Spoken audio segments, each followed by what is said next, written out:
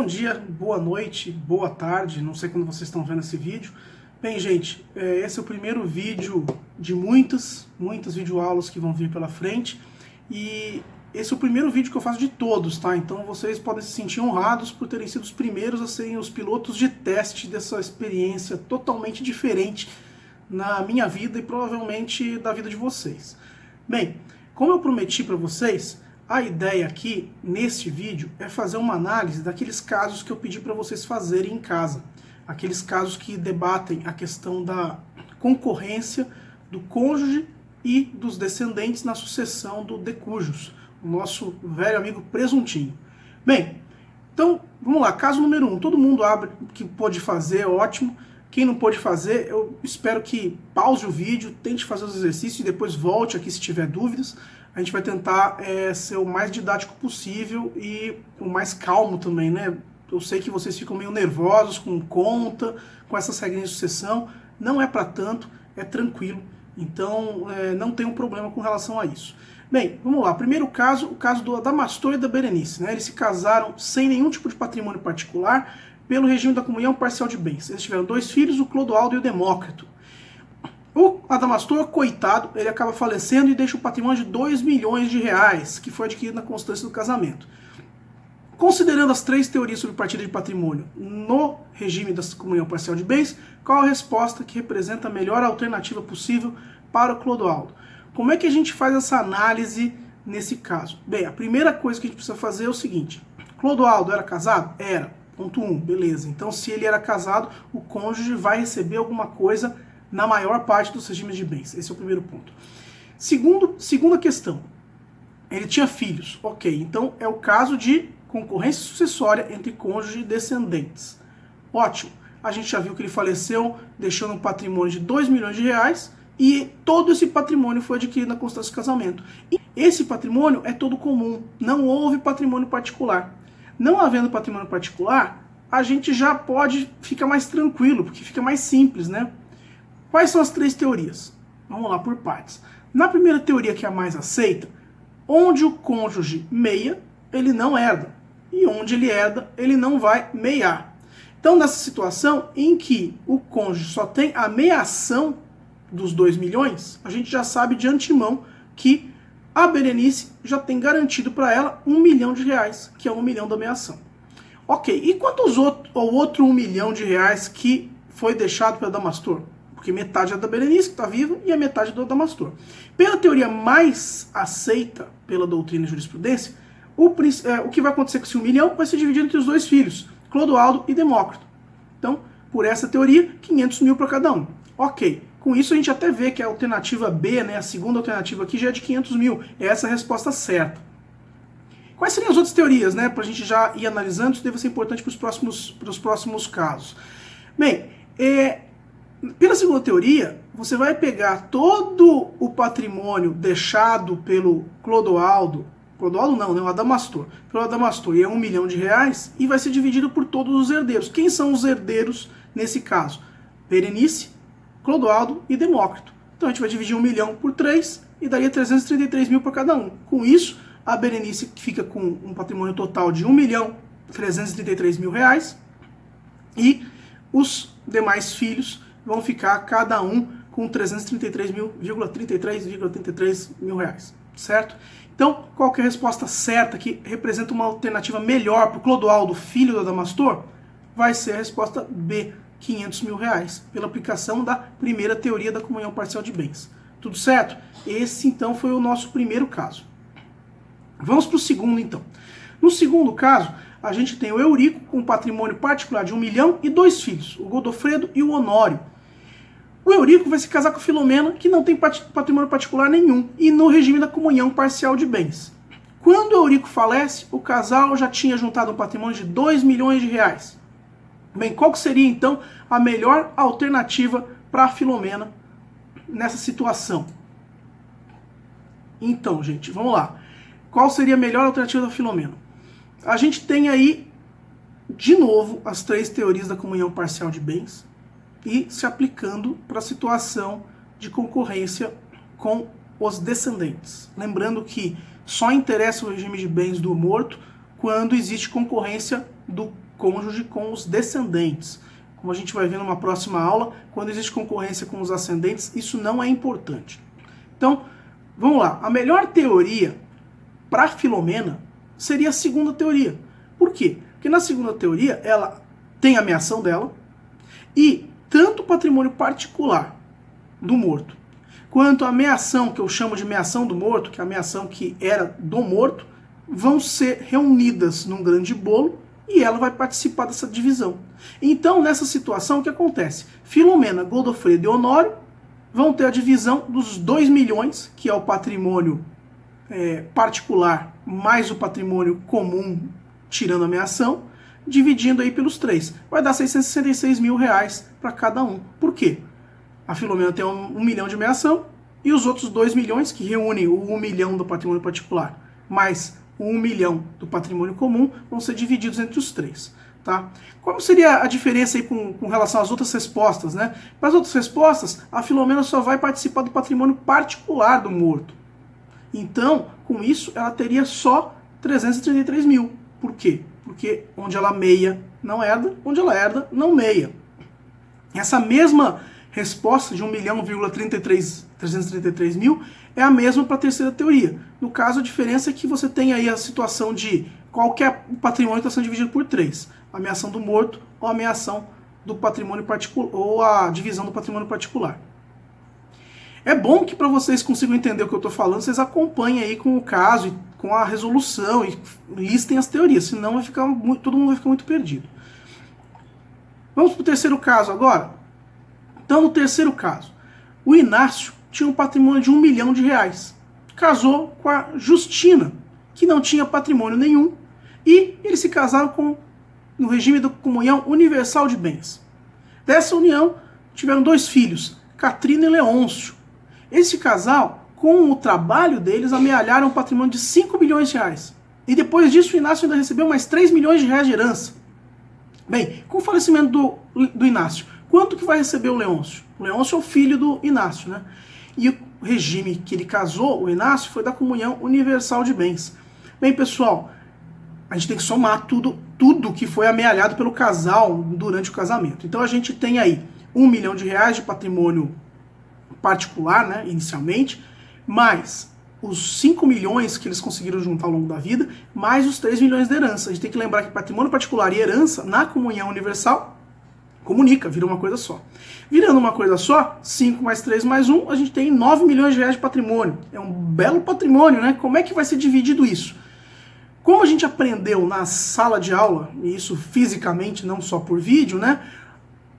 Na comunhão universal, o cônjuge não é herdeiro, ele é meer do patrimônio.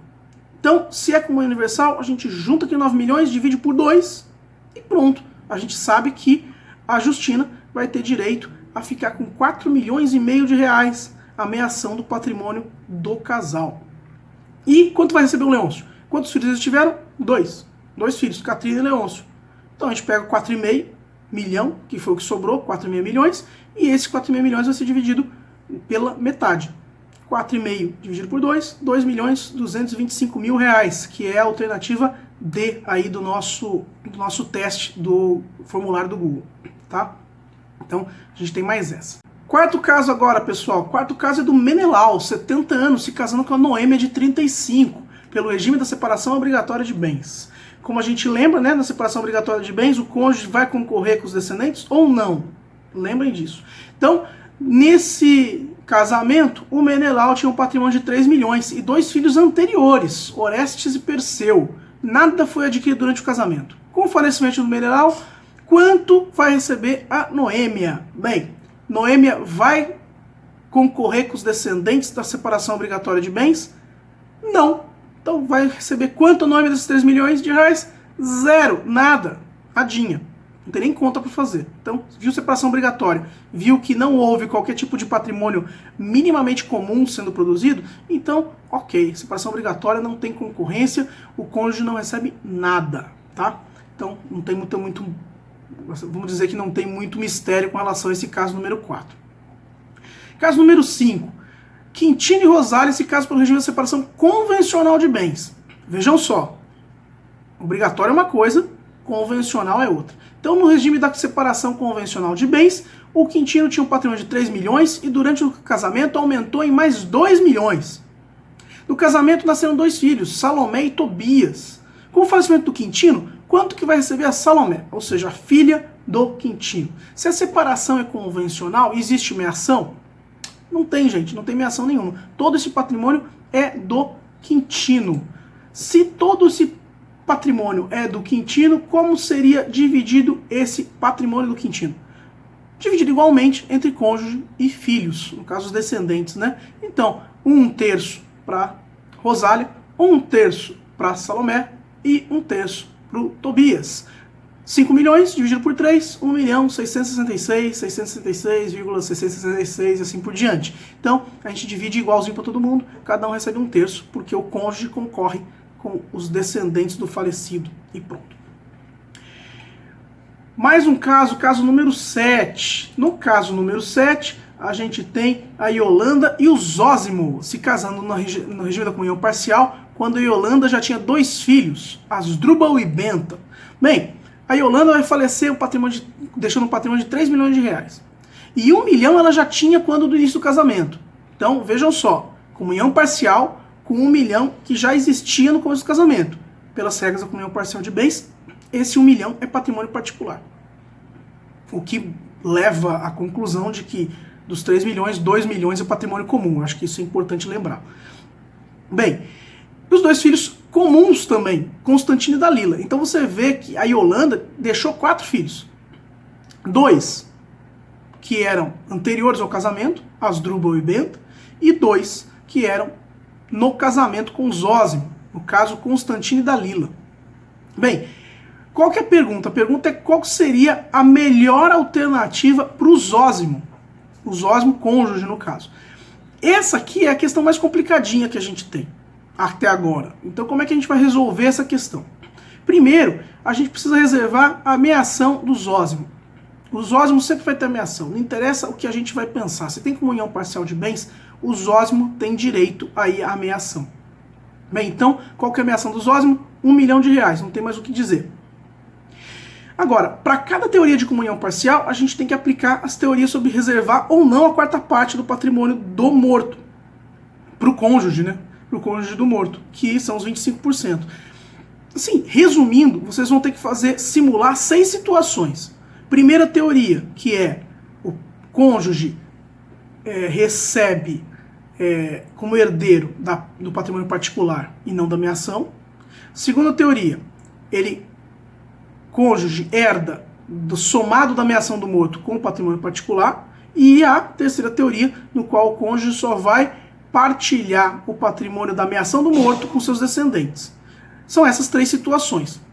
Em cada uma delas, a gente tem que aferir quais são os 25% que seriam ou não direito do Zósimo. Então, assim, já adiantando para vocês, qual que seria a melhor alternativa para o Zósimo? A melhor alternativa do Zósimo é aquela em que ele tem acesso, ou seja, ele recebe tanto parte do patrimônio particular da Yolanda, quanto parte da meação deixada pela Yolanda. Nessa situação em que ele recebe tudo isso e ainda tem os 25%, ou seja, a aplicação da teoria de que há sucessão híbrida e também com isso você vai ter direito aos 25%, o Zósimo vai se beneficiar mais. Então qual seria a solução do problema? Então qual é a resposta certa? A resposta certa é aquela que aplica a segunda teoria, em que a gente vai dividir a meação do morto e o patrimônio particular entre os filhos e o cônjuge, com a aplicação da teoria pela qual a sucessão híbrida dá sim direito ao cônjuge os 25% do patrimônio. Nessa situação, se vocês fizerem uma continha certinho, né, cada filho vai receber 375 mil. Por quê? São os 2 milhões menos 500 mil dividido por 4, e o Zósimo vai ficar com 1,5 milhão, porque é 1 milhão da meação mais 25% de todo o acervo hereditário. Nesse caso, então, a resposta certa passa a ser a alternativa D, 1.500.000 reais para o Zósimo. Bem, a gente também tem o último caso aqui, que é o caso número 18. O caso número 18, o Birajara, pai da Vilhelmina, ele possui um patrimônio de 2 milhões. Ele já era pai de alguém, né? Ele casou com a Virgília, numa separação convencional de bens, e teve os 3 filhos, Xavier, Ives e Zuleika. O patrimônio foi constituído em 3 milhões de reais. Com o falecimento, qual que é a melhor alternativa quanto à herança ser recebida por Xavier, que é um dos filhos?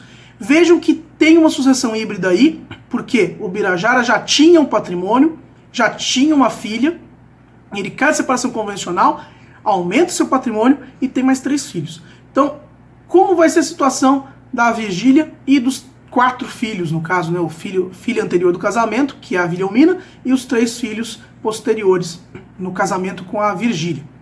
Bem, na separação convencional, a gente sabe que o cônjuge ele vai herdar em concorrência com os descendentes.